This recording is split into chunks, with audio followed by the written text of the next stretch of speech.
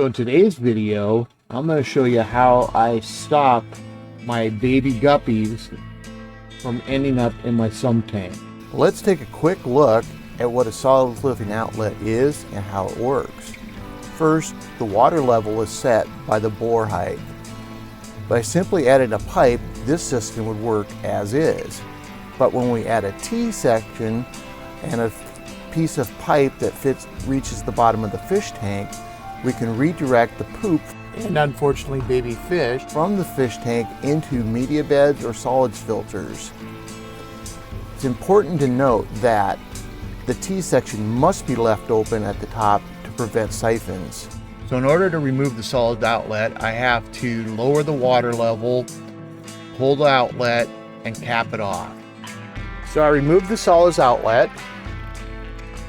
I dropped the water level. Now, the reason I put this sponge on here was to prevent the babies from getting sucked out into my sump tank. But that led to a new problem because this is gravity fed. As this starts to clog up, it begins to flow too slow, and then the water level rises up, and it creates a bit of a maintenance issue. But I've got a fix for it, and that's what I'm going to show you guys today. So what I'm going to do is to improve this a little bit.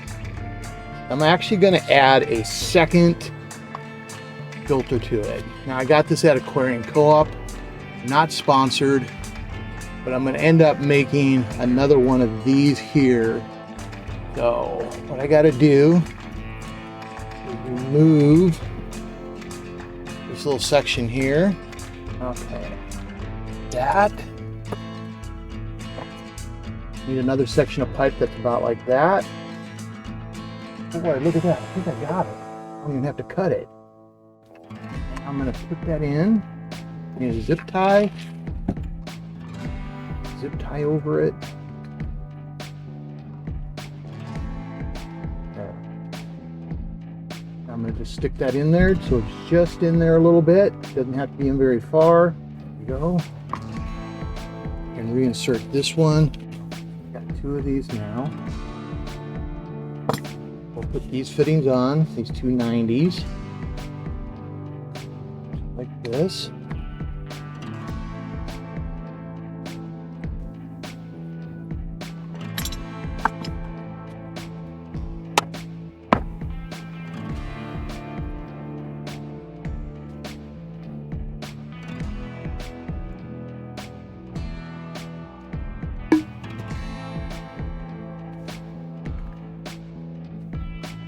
I need to install this. I need to make it even shorter.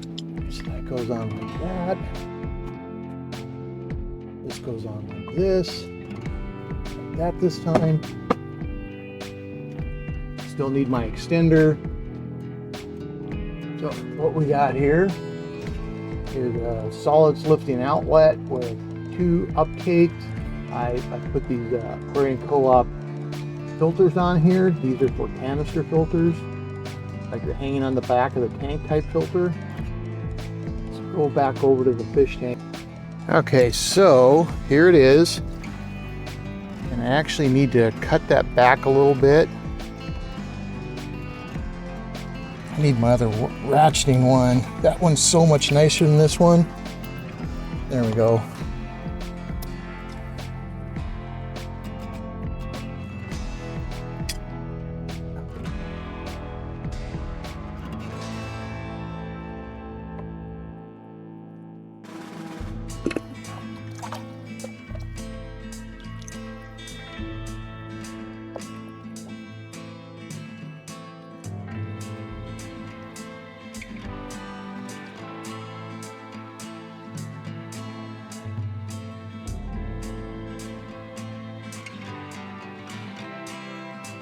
Up, plug the water back in.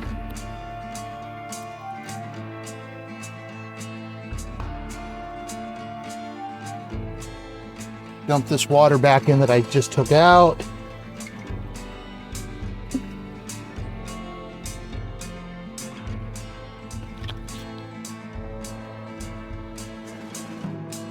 I did get a little fish in there. That's perfect. I like that. That'll work. I think it's still dropped down a little bit. Okay, so here it is, installed. This is 24 hours later. The water level has reached its final point, and it's actually perfect.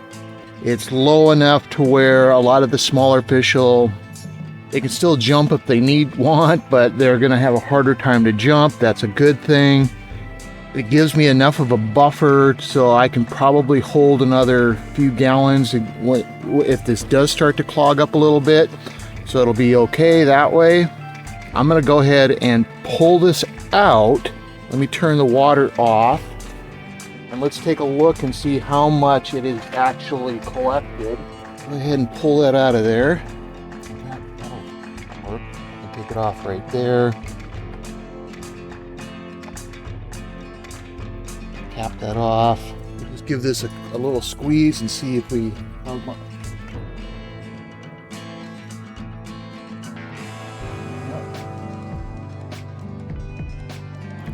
Capturing the solids.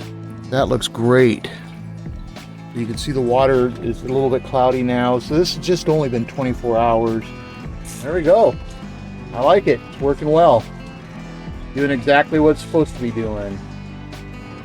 Keeping the solids out of the